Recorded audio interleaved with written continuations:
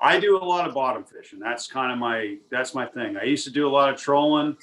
And if you would have asked me 5 years ago, let's go do a bottom fishing trip for a charter, I would have said, you're out of your mind. Anybody can bottom fish. Well, I've really switched gears and I love bottom fishing now. It's kind of funny. And I don't like trolling because I do a lot of trolling, but what I like about bottom fishing is, see, you have 5 guys on the boat. They're all actively engaged in fishing and they're all catching different things. They're bringing good fish home, and it's a good time. Where when you're trolling, unless you're on the bite, if you're on a really good dolphin bite or wahoo bite, it's a long day of staring at each other.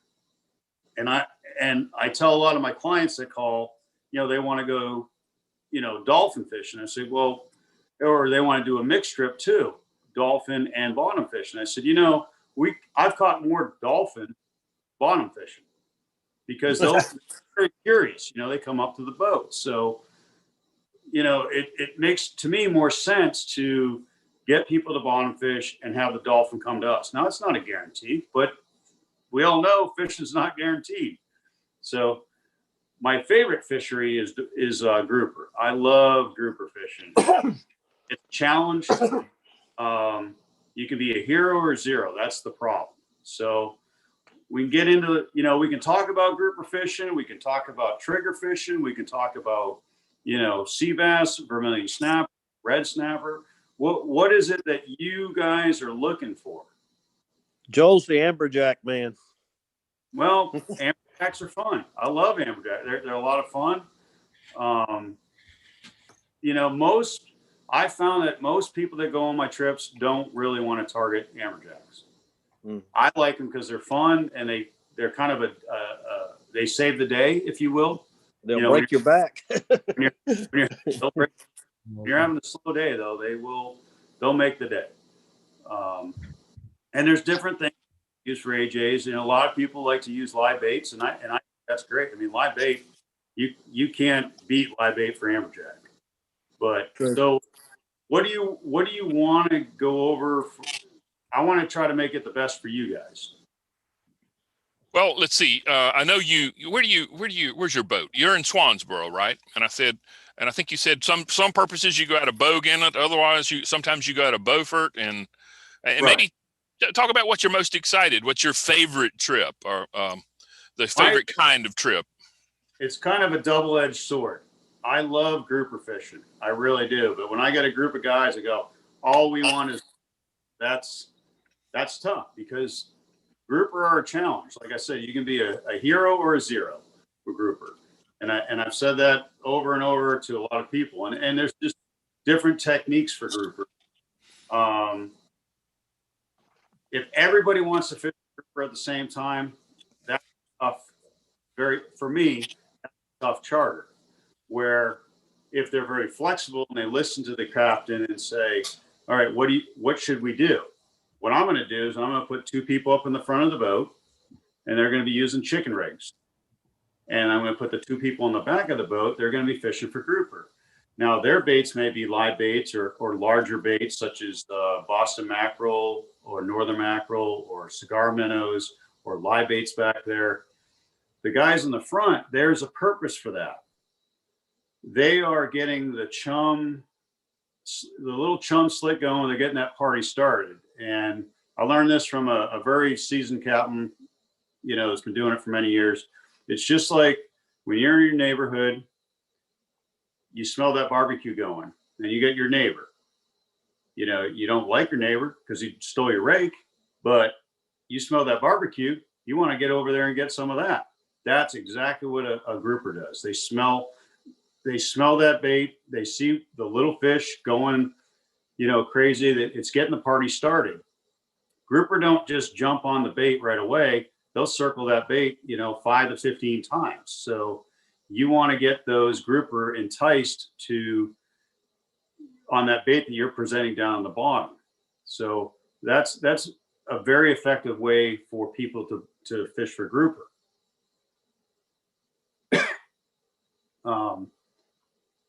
there's a lot of different rigs you can use for grouper. I have my rigs and I can show you those rigs if that's what you want to see.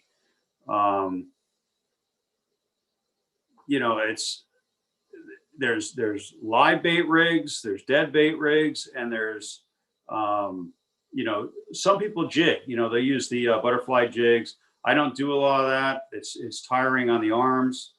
The big thing when you're using the baits, whether it be dead bait or live bait, is you got to watch your weights. Those weights bouncing on the bottom is a no-no. You don't want to do that. That is going to spook those grouper. You want that weight.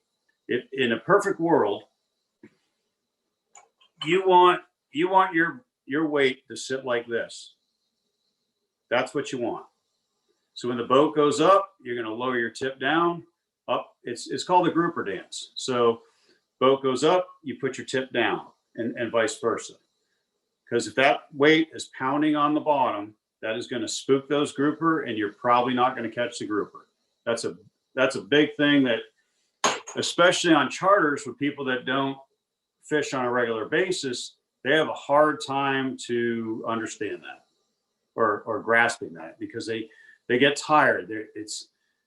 Grouper fishing is a lot I kind of compare it to deer hunting. You got to put the time in to get the target species that you're looking for. So that's a little bit about grouper fishing, and I'll go over some rigs. Is that what you want to do? You want to see some rigs? You look like you want to see some rigs. You're shaking. Yeah, we like hardware, man, and details. So don't worry about that. Oh, all right. I just went and got my boy, because my boy's big about grouper fishing. We went this year just on head boats trying to grouper fish, and exactly I let him watch some videos I got from some guys out of Florida, and they talk specifically about that grouper dance you're talking about. How you gotta if it's jumping around. They say that you're right. Groupers they show them in videos going around, like they set up these chum blocks and watch them, and they say that those groupers are just staring at it. That if anything looks off, they don't mess with it. And right. He didn't get any this year. He didn't get anyone. He does live bait fishing. Well, live bait fishing is that's a very productive way to do it, but you still don't want that bait slamming the bottom. My favorite go-to bait, if you can get them, is pinfish. Love pinfish. Also using Tom Tates.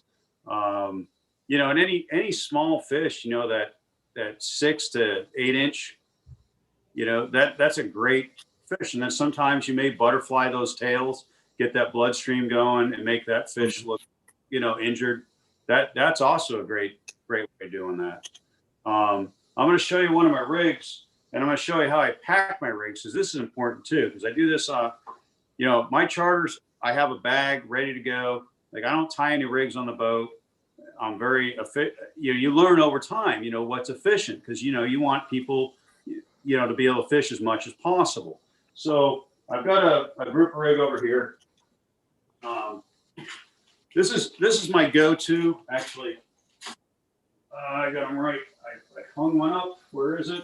It's somewhere around here. Well, doesn't matter. Got one right here. All right, so my go-to rig is right here. This is something, and this is an old rig. I save my old rigs for when I'm going out now. I don't really. The reason why I brought this out is because I just got a little small bag, and it's a little bit thicker plastic. I think it's like 4 mil or 5 mil. Best advice I can do is go somewhere online, find these, and buy a box of 500. That way, your rigs are ready to go, and they're in these bags. And I pull out every time. First, as soon as we get to the spot, I'm pulling out 6, and I hand them out to the clients. Go, here you go, here you go, here you go. Hold it, or if you can do, flip it on the snap swivel. That's all it is, putting on a snap swivel. Isn't the right one I wanted to show you, because you can't see it in the video. All right, so this is something that I've kind of learned over the years, dealing with, working with other charter captains. This rig here, before I get into it, I want you to see this. I don't know if you guys can see that. you see that all right? Or Yeah, I can now. all it is, it's really not, I'm using it for a different purpose than it's designed for. It's a crimp on swivel. I'm using it as a slider. Okay, does that make sense to you? It will in a minute, but I want you to be able to see that. He just doesn't crimp it. He lets There you go. Can you see it? Yeah. Okay. This is actually meant to crimp on a main line, and then you've got a barrel swivel on it. Yeah, he was So the barrel swivels on it. Yeah. Okay. The reason why I wanted to show it to you up close, because the one I have on here isn't as big and you wouldn't be able to see it. So what I have is, all right, I have two sections to this rig. I got my number 9 or 10-aught hook. It's an order circle hook. 100-pound leader. It's about 2 foot long. Okay. After that, it's got another barrel swivel right in between, and then another 2 feet. Okay. In that 2 foot is a slider. Remember that thing I just showed you? It's got that slider right there. Okay. The only reason why the beads are on there is so that the slider does not get stuck. Okay. That I don't know if you can see the slider there. Can you see it? Yeah. It's not the same one, but that's why I wanted to show you the other one. But it slides back and forth, and then I tie a loop. Okay. For your Now, weight. this main line is 150 pounds. This leader, it's 150 pounds. That loop I'm tying is either 60 or 80 pounds. It's sacrificial. So you're going to put your sinker on there. So as you drop your rig down, this part's going to sit on the bottom. It's hard to see that first 2 foot's going to sit on the bottom. And then the remainder of 2 foot is going to kind of swim around. That works great for dead baits, live baits. Okay. So It probably helps keep you on the bottom too, somewhat, don't it? it does, but I like to have that. Bottom. The first 2 foot is on the bottom. The second section is able to free flow and letting current making it a natural presentation, if that makes sense. It does. It's very important that loop that I was talking about is a smaller, poundage, because when that gets stuck in the rocks and you break free, you don't lose your whole rig. You don't lose your weight. So it's a variance of what some of the other charter captains are doing. Instead of using the slider that I use, like I said, this is the slider I'm trying to use. That's my preferred. Some people just put a barrel swivel on there instead. I find it gets a little tangled a little bit, so I use that. Okay. And then I'm sure many of you have heard about a knocker rig. Any questions on that I can answer? Am I missing anything? Has this then? Smell that has this. I heard something. I didn't. That's Kane. Kane, you got a question? Ask it. I'm willing to answer. No, I was just talking to my dad. Okay. So another rig that's very popular down here in North Carolina is the knocker rig. And I think I got one tied. I did this real quick. Okay, just to present it. It can be anywhere from 3 foot to 6 foot. All of it's kind of like a modified Carolina rig. It's an egg sinker, depending on what the current depth is, what size you're going to use, and it slides all the way down to the hook. There's a benefit to this and a disadvantage to this. What I don't like about the rig is you get bit off by a shark, you're going to lose your weight. And that's the most expensive part about this rig. Right. As your typical recreation fisherman, it's not as big of a deal. But when you're running trip after trip with, clients, I think we lost you. It gets expensive when you lose all those. What I and the reason why they call it a knocker rig is this weight will slide all the way down to that hook, and there's a benefit to that. When you get rocked by a grouper, that you can actually take your tip and slide that weight into the grouper's head, and you can get hit so many times on the head. Get rocked. That was taught to me by a very seasoned captain, Dave Tilley. I taught down at his post, and I learned that from him. And He's the best. he is. He's very good at what he does. But I don't like the rig because you lose a lot of hardware. Mm-hmm. I did modify it, and approximately 6 inches to 8 inches away from that hook, I'll tie a figure 8 knot, which is a stopper knot, and that'll prevent that weight from going all the way down here. So if you do get bit off by sharks, you'll still get your weight back. The problem is you've defeated the purpose of the knocker rig. You're not knocking him in the head anymore. Yeah, not going to knock him in the head and get him out of the hole. And I have my own methods of if I do get rocked, getting him out of the rocks. I have about a 70% success rate with that, and it's about what I do is I'll take that, and I only use braid. I don't use mono. For me, braid is the only way to go for grouper. I'm using an 80-pound test, and I'll take that line and I'll have the client hold the rod, and I'll have it enough slack, and I'll grab that line and I'll be pulling it. I don't wrap it around my hands, but I'm pulling it, and I'll keep it tight, and I'll feel that grouper pulsation. And then when I feel them break free, I tell them reel. And it's kind of one of those arts you got to learn. It's taken me a little bit of time to learn. Very, like I said, I got about a 70% success rate, and it's effective.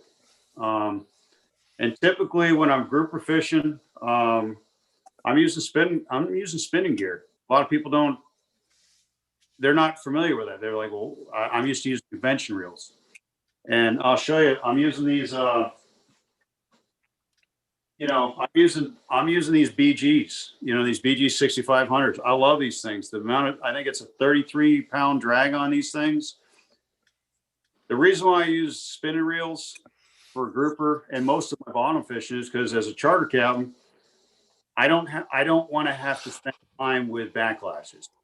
If it's your own boat, yeah, it's a lot easier with the torque with the convention reels.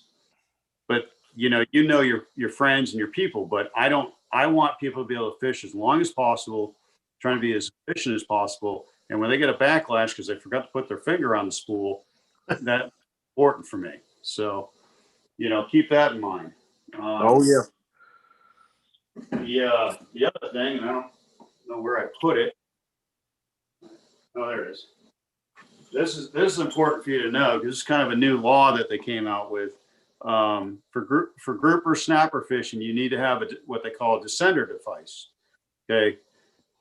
A descender device is meant to clip onto the fish and send them back down. There's different ones out there, but you're required by law to have this on the boat if you're engaged in snapper grouper fishing.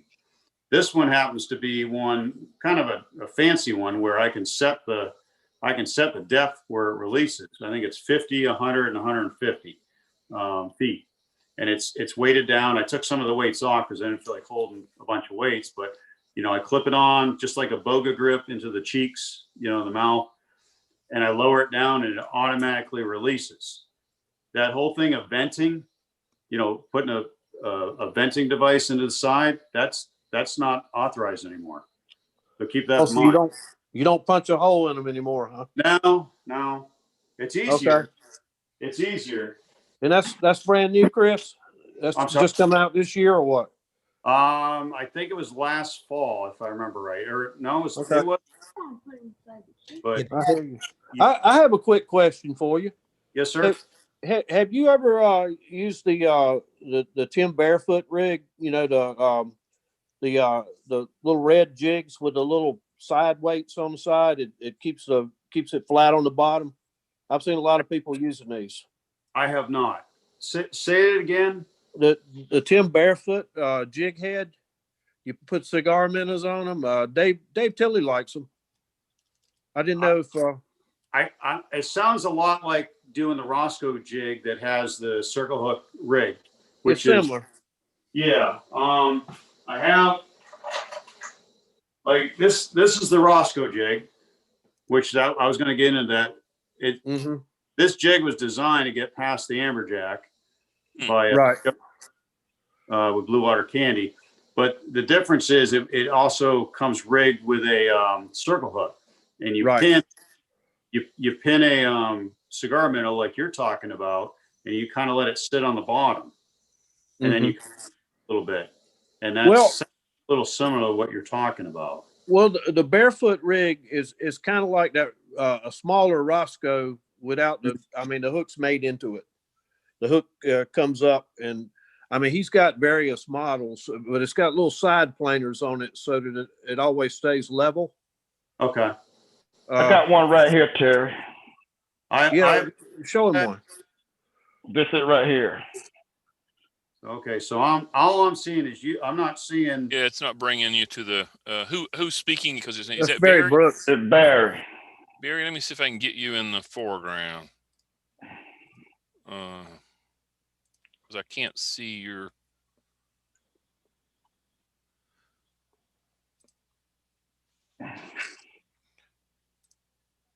Okay. All right. Can y'all see Barry at this point? Barry? Can y'all see Barry? Yeah.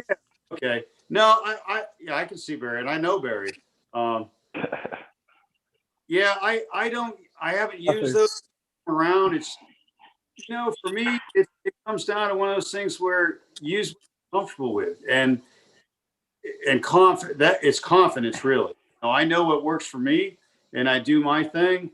It's hard to switch over until you see it.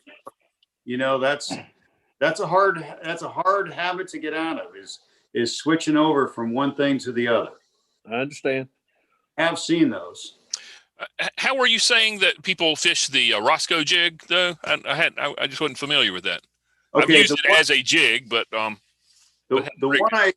one I showed you isn't what they call a rigged one.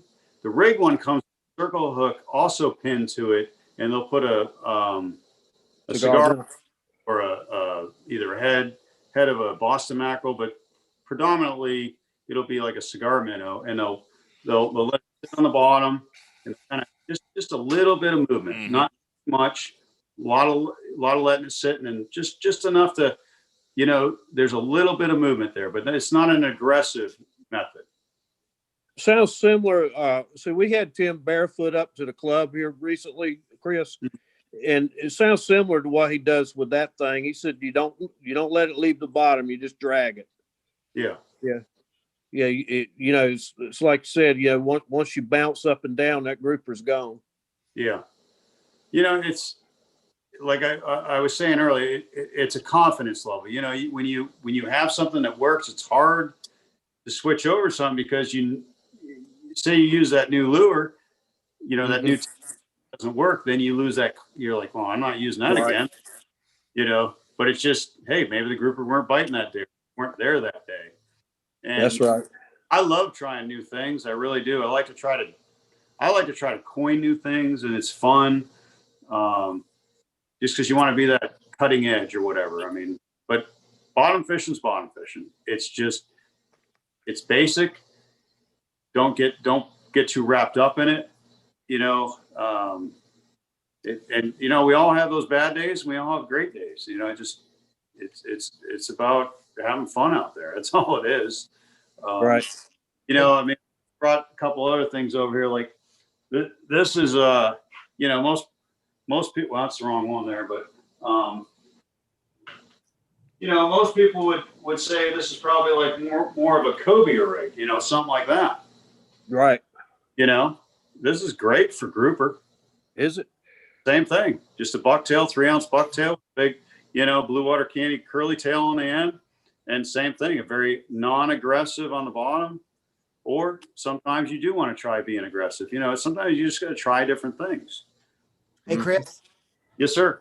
I think is this what you're talking about from Blue Water Candy? It's got like the 2 circle hooks on it. Oh,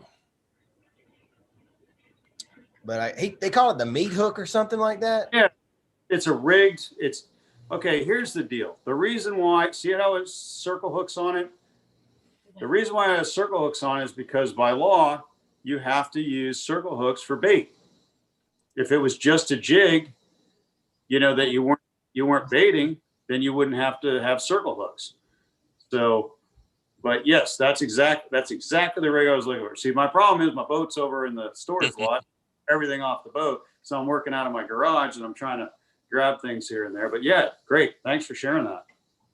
Yeah, I need to go with you so I can use it. Yeah. Come on. It works you well. tie that the same way for grouper that you normally would jig with it, right? Or do you tie it in the end? Let's see what he's got there. hold that up. Tommy, let me put the spotlight on you to bring you to the foreground. Okay. Give us a good look at it. So the tie is here. Yeah. Mm-hmm. And I just use a uni knot or a Palomar or something, but use a uni knot. No, see, I would tie it the other end. That's what I was saying. Oh, here? Yeah. Oh, okay. Yep. Really? Huh. Same thing. Yes, you are right.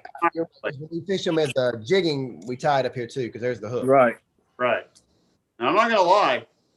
When I first got these, I tied it the other way. So Yeah. Of course. That's why I all asked. did. we all did. We had cool. I know it was a dumb question, but sometimes you feel like there's not a dumb question. It's better to know, No, I mean, some of the best advice I can tell you is, just y'all do Facebook because you wouldn't be here if you didn't, I assume. But I live on it. Don't look at so much what they're saying all the time. Look at what they're catching and look what's in the fish's mouth. Right. Look at the lure that they're catching them on. That's important because it'll help you. There's thousands of lures out there, and I think lures attract more fishermen than they do fish. It does. Bruce Lee taught me that line. I can't steal it. But I mean, it's true. It's really basic. I've got some fun stuff, and like listen to your buddies that are fishing out there. Like I had a friend of mine, from up in New Jersey, use these rigs. I'm going to show you. Great for a lot of different species of bottom fish. And I don't even know what you call them, but they work well.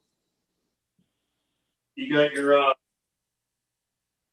he had a name for them, I don't remember, but all right, we all know chicken rigs, right? Chicken rigs are great.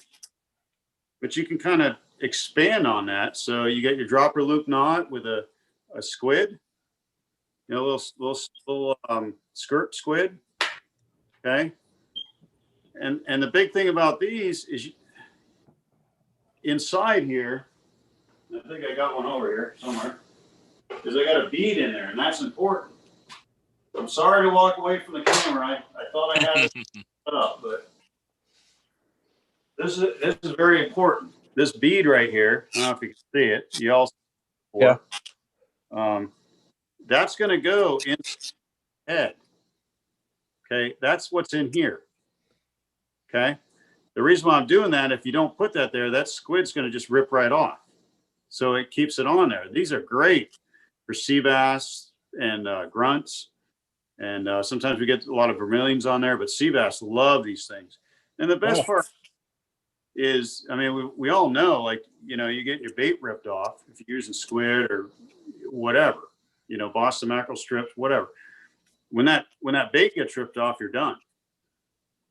This way, if you tip it, now if you do tip it, you got to have a circle hook on here. You've still got another chance.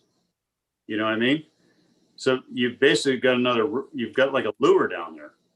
And these are phenomenal for black sea bass and grunts and sometimes beeliners. So does that make sense? With Yeah, good.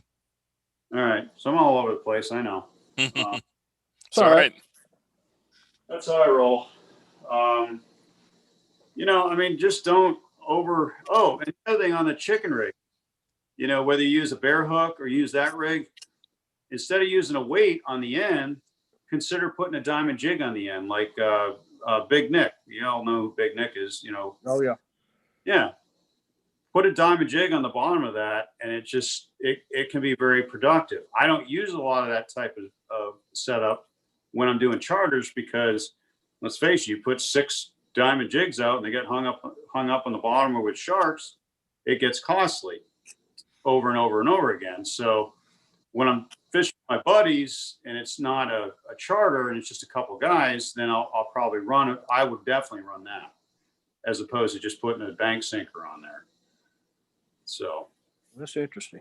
What size diamond jig are you saying? 6 ounce, 8 ounce?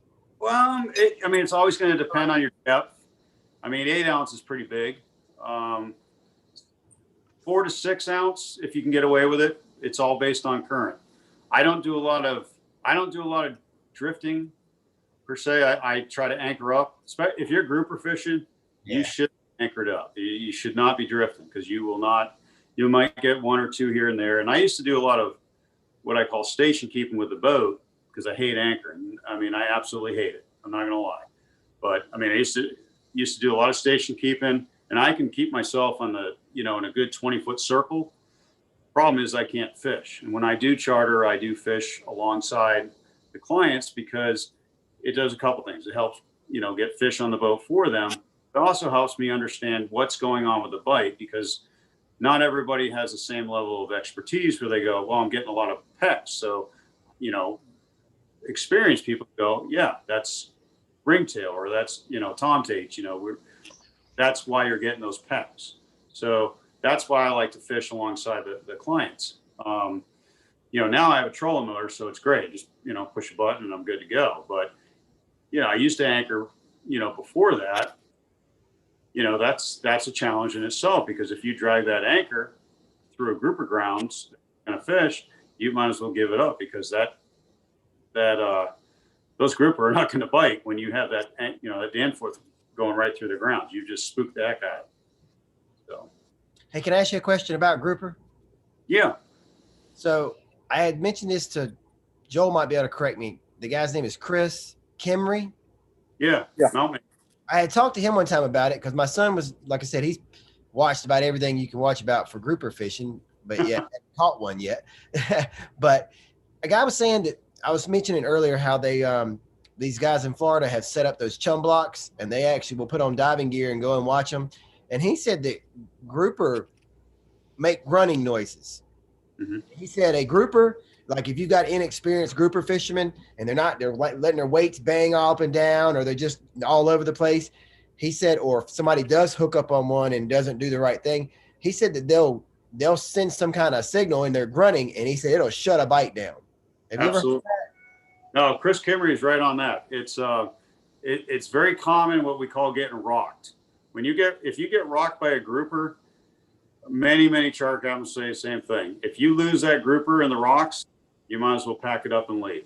I've proven that theory wrong, but I've proven it right more often than wrong. Okay. So I was curious because I didn't know. Fishing down in Florida might be different than up here. I don't have any idea. No, it's the same. I mean, a grouper does send out a warning signal to the other grouper, like many fish do, just like a red drum. They grunt. They make noises. They're warning each other.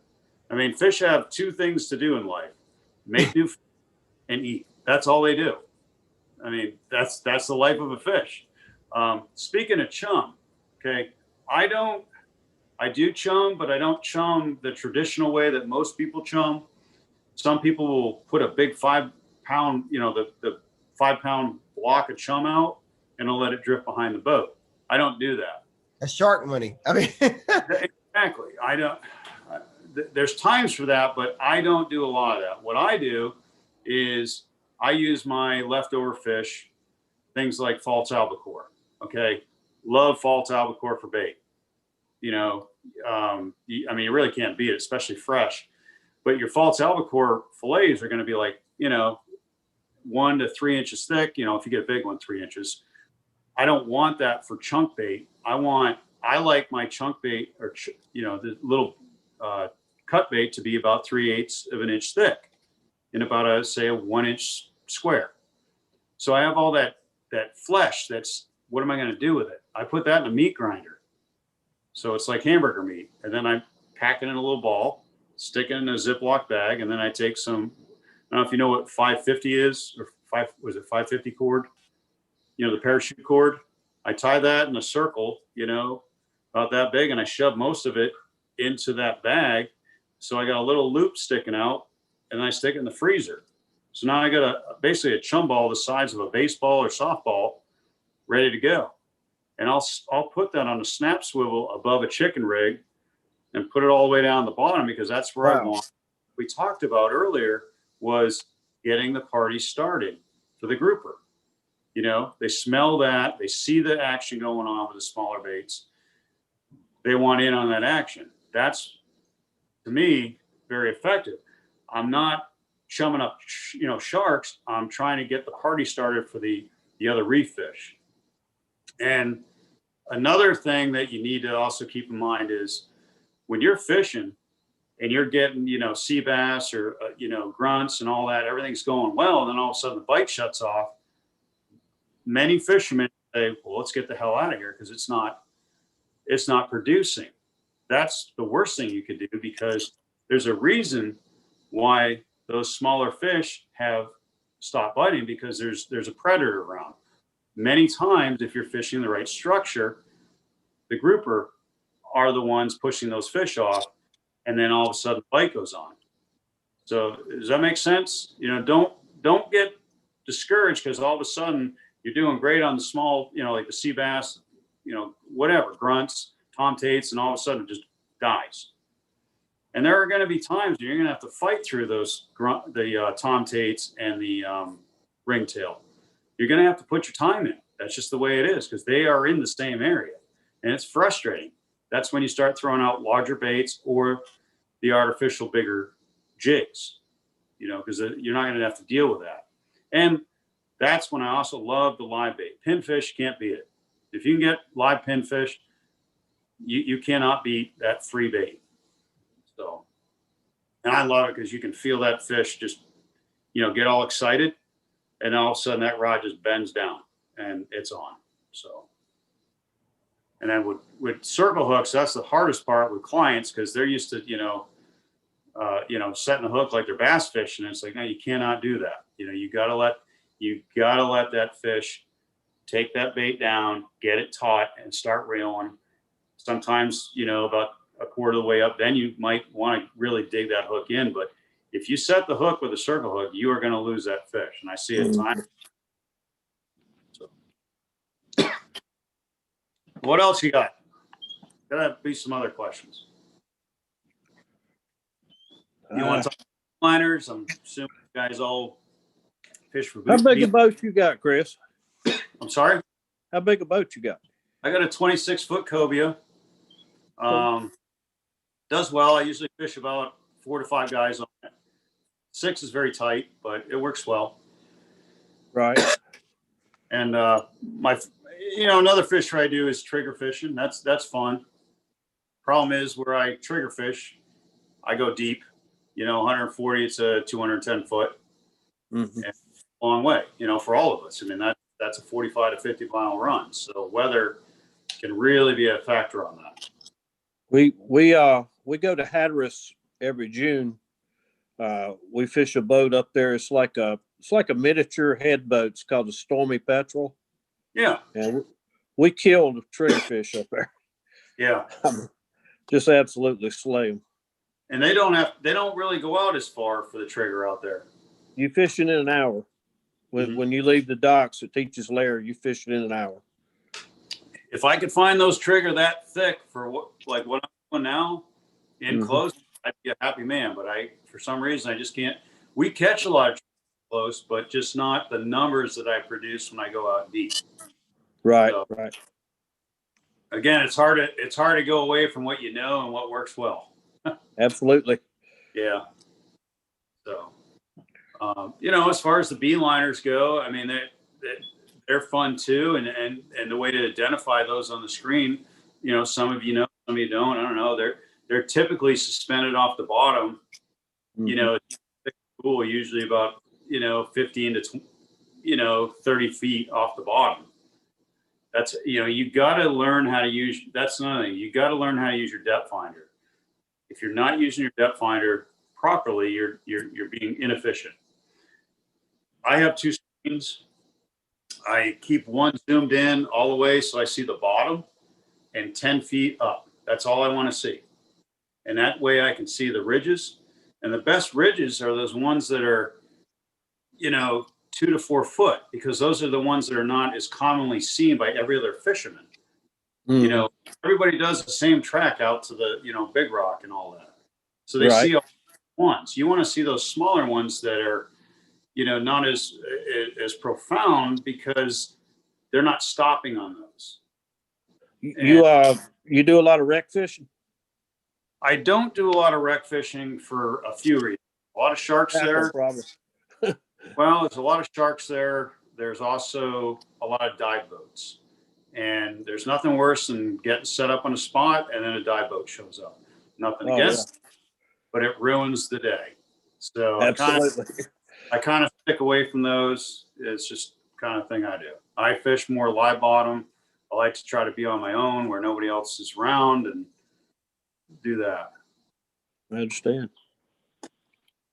But I will tell you, it is fun trolling deep baits around wrecks. Once you identify with your GPS and all that where the wreck is, I've done some trolling for grouper, and it's a lot of fun using live baits, using dead baits, and it is really productive and really fun. You catch some monster cobia around them too, can't you? Yes, you can, but you want to be further away from it. You want to be right on the wreck. You want to be a little bit away. Yeah. Because all the amberjacks are going to be on the wreck. The cobia kind of sit a little further away. Not much, but not right on the wreck. But, okay. Yeah, we did pretty well. Last year, first year, kind of the trolling with the live baits down deep, and it was fun. We were very productive with that on the grouper. Sounds like a lot of fun. Grouper, we were very close. We lost a lot of gear. I'm not going to lie, we lost a lot of gear. I took a client out just for fun. We could not go out where we wanted to go because of storms. We were planning on doing some grouper fishing. We had all this nice live pinfish ready to go. And he's like, well, I said, I really don't want to go out far because we're not going to be in radar. I have radar on my boat, but I can't tell you how bad the storm's going to be. I can just tell you there's a storm. The storm that we saw coming from the north, from the shore, coming out, going seaward to the south, was going right where we wanted to fish. And I'm like, I do not want to take you out there and get stuck out there and deal with that. So we stayed in close so I could have, radar coverage on my phone. So we ended up doing a little, inshore reef wreck. We trolled around that. We picked up, in an hour and a half, probably, I think we caught 8 or 10 grouper and, a bunch of AJs. So it was, he had a great day. Now, they weren't huge grouper on that particular trip, but we caught, a keeper, and he got to bring that home. But I've done it since then. We caught some nice upper side grouper, 32, 34. Wow. And that was in summer when everybody thinks the grouper are out deep. That's good. Sound like fun. We'll have to get a charter with you sometime. Well, every charter's different, I can never guarantee, but we have good days and we have bad. That's what fishing's about. Absolutely. Can I just get booked on the good day ones? What days do you do those? I had enough bad days last year. But so is there other topics of fishing that you guys need me to go over, or I'm sure I missed a bunch of stuff. So can I ask you this? When Yes, you sir. were talking about your grouper rigs, you mentioned the knocker rig and you mentioned the slipper and all that kind of stuff. My son and I, we basically just never done a lot of small charters. We just go out on those head boats, typically the Carolina Princess or the Captain Stacy, and do their 24-hour trips. And so that's where he does his live pin fishing. Do you prefer a particular rig or one over the other? Like I call it the Carolina rig, and some people call it, I guess you call it the knocker rig. He was also using a particular setup where he's just using one of those tri swivels. Yeah. It has a little 8-inch extension with the weight on it. And maybe, I guess because we're on a charter, I mean, one of those big boats with everybody and their granny's reel hanging out there, we're only using maybe like 3 to 4 feet versus 6 feet, like we probably would in other cases. But you have a preference of any kind of one or the other? The one I showed you with a slider going back and forth, where it's 2 sections. So it's about 2 foot, 2.5 foot, 2.5 foot, and a slider. And I'll show it to you again if you want me to show it to you. And like I said, I got one right here. Got one here. There we go. This one actually is the same. This is my favorite rig. This is the one I use 95% of the time. I don't use a knocker rig anymore. And the reason why I don't use a knocker rig anymore is once it's rigged, you can't change the weight. Yeah. That's what I don't like about it. This one I can change the rig. The 3-way swivel that you're talking about is identical to this, except for the slider. Instead of this barrel swivel in the middle, that's a 3-way swivel. Okay. I don't prefer that because I feel like it gets tangled more. It does. Yeah, with current, it gets to be in a knotted mess sometimes. There are commercial fishermen that swear by it because they can feel it all. This works for me. You know, it's your comfort zone. But I mean, every time I go, this is all I bring. I don't bring any of those other rigs. I presented them so you could see some different rigs, but again, it's a 9 or 10-aught circle hook, you know, and it's about 2 foot long. Okay. So it's nothing fancy. And you're using crimps. You're not tying knots. I'm crimping all this. Except for the hook. It looks like you're using a snail knot. No, that's crimped too. That is crimped. Okay. And I couldn't see that earlier. This one's a little tighter than I normally would, and this is old. So it's stiffer than normal. I want it to pivot a little bit. I want that pivot. Okay. Yeah, the knot he uses on the ones he does, he uses that he does a perfection loop. Okay. Loop knot. It's a knot that's not taut on the hook. That hook is just dangling away. I think it's called the perfection loop. Okay. He found it on YouTube. He found it on YouTube, so he started using it. This is quick and easy, and it works well. And I can recrimp again if I need to. So again, we got about 2.5 feet, and I'm going to tell you something else after I get done with this part of it. Barrel swivel in the middle, another 2.5 feet, and then there's a barrel swivel on the top. Okay. So but then you get your slider. It goes back and forth. Okay. On that slider is that loop. You can change your weight whenever you want because we fished step. So, you know, you go out, you're in 65 feet of water. I only need 6 to 8. You know, you want to use as least as possible. But then when I go out and I'm fishing 140, 180, I'm using 16 to 24 ounces, depending on the current. So the big thing with all these big long leaders, you see how long that's almost 5 feet long. Okay. You cannot drop this fast. You don't just let it go. You got to be very, very slow because your bait will pinwheel and then this will be a big mess. So you let it down a little bit. You got it. Grouper fishing, you got to be patient. Part of being patient is allowing the bait to go down slow. I tell my son that too, because you know, depending on the way you put the pinfish on that hook, also depicts how fast you can put it down. Because if you got him in the mouth, then you can let it go down a little faster. But if you do it in the anal fin, you better let it go, or you're gonna kill the fish before he gets down there, or drown him, whatever the case may be. Every time I put a pinfish down that's live, I go just like a finger mullet fishing for drum. Through the chin, out through the nose. That's how I do it. Okay. Every time. That's one thing I was going to ask you, Chris. You like to drum fish too, don't you? Yeah, I do. I love drum fishing. you do a lot of popping corking or what? No, I'm more. I'll do artificial baits. I mean, it depends on what time of the year. Like I don't do a lot of red drum in this time of the year. Right. This time of the year, it's more of a dead pin, putting a gulp down, or not live bait or some dead bait. I prefer. I'm more of a. I don't do a lot of inshore fishing anymore, but when I do get a chance to go, I like top water in the fall and the summer, just because it's fun. Right. If I'm going to fish deuce, I'm using live bait if I can. Finger mullet, same way, and I'm fishing banks with an incoming tide. And there's a lot of different things that go with drum. It's temperature, tides.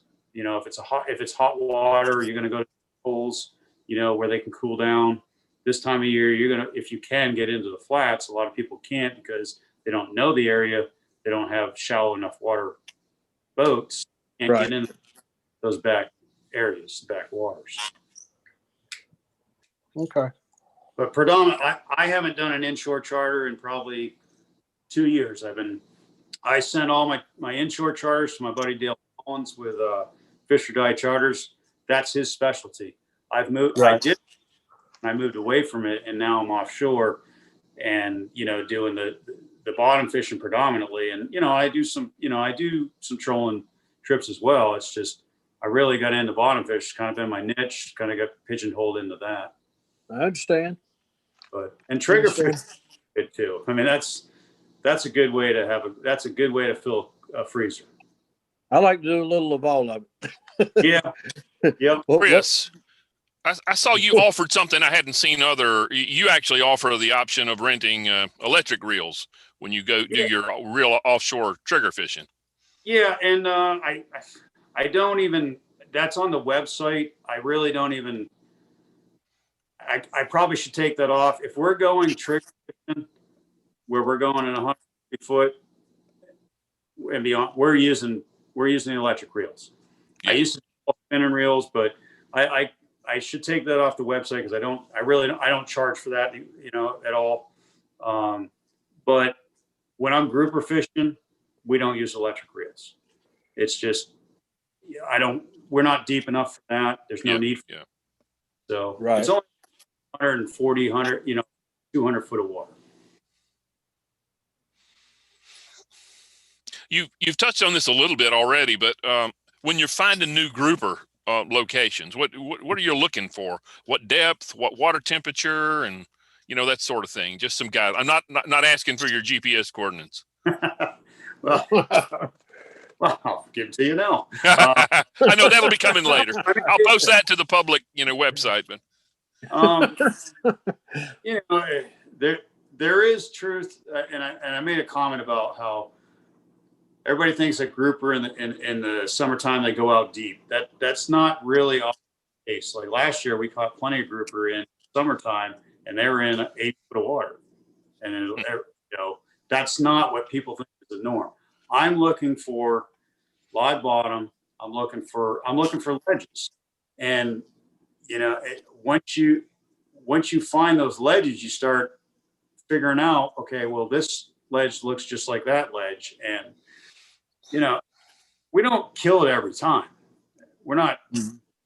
There's still always those days that we don't get any grouper, but for me, live bottom is the way to go. Ledges, I don't fish wrecks very often because everybody knows about all the public wrecks. Yeah, so I try to stay away from that stuff. And there's a lot of sharks there. So, and I mentioned it before, 2-foot ledges that are, different, instead of the big 10-foot ones on the way out to the big rock because everybody knows them, and they fish them often. You want to find your own stuff away from the crowd that aren't getting overfished. And when you do find grouper, you don't want to keep going to the same spot over and over. It's hard to get away from that, but you will wipe out, that colony of fish. You got to find more spots similar to what you're fishing and being productive on, if that makes sense. No, it does. You go down south a lot. I know Dave always talked about when you leave Moorhead and go south, this rockier bottom down that way. Yeah. I mean, if I'm going to fish for grouper, most of the time I fish out of Bogue Inlet. So I've got plenty of structure there. And the hard part is figuring out when to leave. That took me a little bit of time to figure out. I will say that, because I've been very productive on one spot, killed it. I mean, maybe, 12, 15 grouper in about 2 hours. And that's a great day. But a spot like that, I will spend a little bit more time on. But and these are all my opinions, it's my experience. I'm not an expert, but if I don't catch a grouper usually in 45 minutes, it's time to move. I really try to focus on my clock on my GPS and go, we got to go. But it also depends on what else is feeding, so you got to take that into consideration. So if we're on good fish, there's no need to leave. You gotta balance out everything. So spending 5 hours on a spot is way, something like that is just, you don't do that. I mean, that's an 5 hours. You don't want to spend 2 hours on one spot. And that took me a little bit of time to realize, because you get tunnel vision on that one spot that you did very well on before and not producing today. You got to move and find where they're at. And a lot of it has to do with current. If the current is whipping, they're not going to be on one side of the ledge, because it's just like you being out in the cold in the wind. You don't want to stand in the wind. They're going to ambush that bait that's coming by. I understand. If you fish out of Bogue a lot, you might know a buddy of mine. Bobby Borkland. Yeah. Yep. Yeah. Him and I go back a little ways. He's a good fisherman. Yes, he is. We've got about 10 people on. If anybody has questions for Captain Chris, now's the time to do it. You may need to unmute your microphone. I'll switch over to gallery view. If you're having trouble unmuting your mic, maybe raise your hand and I'll try to unmute it for you. Any other questions? I got a question. All right. What can I do for you? If you're in a spot and you're catching a lot of amberjacks and you're trying to grouper fish, do you see jacks? Do you see them mix very much? Or if you're getting a lot of jacks, would somebody who's fishing for grouper have any chance? And that's actually exactly why that Roscoe jig was invented by Jody Gay, was to get past the amberjacks. If amberjacks cannot stand letting a live bait go by. If you're getting amberjacks by sending a live bait, you're gonna have to switch over. Okay. Switch dead bait. A lot of times the amberjacks don't want those dead baits. So I would just put on a Boston mackerel, half a Boston mackerel, or maybe a cigar minnow, but more than likely a Boston mackerel will go past go right past them, or put a Roscoe jig on and get down. Now Roscoe jigs will catch AJs, but I find that if it's all AJs, I'll put over dead bait. And so tell me again, I think Joel asked, but how are you fishing those Roscoe jigs? I watched Jody's video of how they're doing it, and it is different from vertical speed jigging, but I will, if it's not one of those pin rigs like you presented, that's got the circle hooks, because that's meant for a bait pin to it. That's going to be on the bottom, and I'll do a little hop, just a little, very, very subtle. I mean, it is just, it's just kind of like lift up. I mean, you're talking a few inches, and maybe a foot. I don't want 3 feet. I want a foot at the most. But that's with the pin ones. Now the ones that aren't pinned, then I'll do a flutter up, down, and then I will use that 3 foot range. That's what I don't want to go very high, because the grouper are down on the bottom, obviously. So I'm only going up 3 feet, but it's like a pop and then down, pop, down. That's how I would do the Roscoe jigs. And what kind of bait are you putting on the ones like I had, just dead bait or actually a fish? With the circle hook, the ones that you showed, I would pinning on a cigar minnow, dead bait. I wouldn't put Now I have pinned with the rigs that I showed you, that the one with the two sections, I have pinned a dead bait and a live bait together. For, because I'm trying to make the grouper think that live pinfish is picking away at that cigar minnow. I got you. So, but if I got a bunch of AJs around, I'm not going to probably waste any of my live bait. I'm going to put dead bait down. My experience is that AJs like live bait. They don't really care for dead bait. Okay. Thank you. Sure. Any other questions? Can't hold me to any of these answers. I'm writing it all down. What are you talking about? Well, it's about 8:20, and we've had you a good hour, so I don't want to wear out our welcome, Captain Chris. Good. Appreciate your time, but if anybody's got questions, let me know. I'll unmute your mic, but otherwise, Jeff, you just unmuted your mic. I mean, you feel something coming on? Yeah, let's. How did Chris get into guiding? What's his history? I mean, I grew up fishing as a young kid. I'm one of those damn Yankees, by the way. Just like, no, I mean, I grew up fishing as a kid with my dad up in Rhode Island, Block Island, and after right when I graduated high school, I joined the Coast Guard, and I was in the Coast Guard for almost 26 years. I've had how to fish all different regions, and I'm going to be honest with you, fishing's fishing. Bottom fishing is bottom fishing. If you're fishing for cod up in New England, you're fishing for grouper down here. I mean, it's still the same. You got to learn structure. You got to learn how to use your equipment. I retired from the Coast Guard. I still work for the Coast Guard as a civilian, but I thought, well, this is something I really have a passion for, and maybe it's something I can do when I fully retire is be a guy. Because I part-time charter. I still do it, sometimes in the week, but most of all my charter is during the weekend. But I got into it because I have a passion for it. I love it.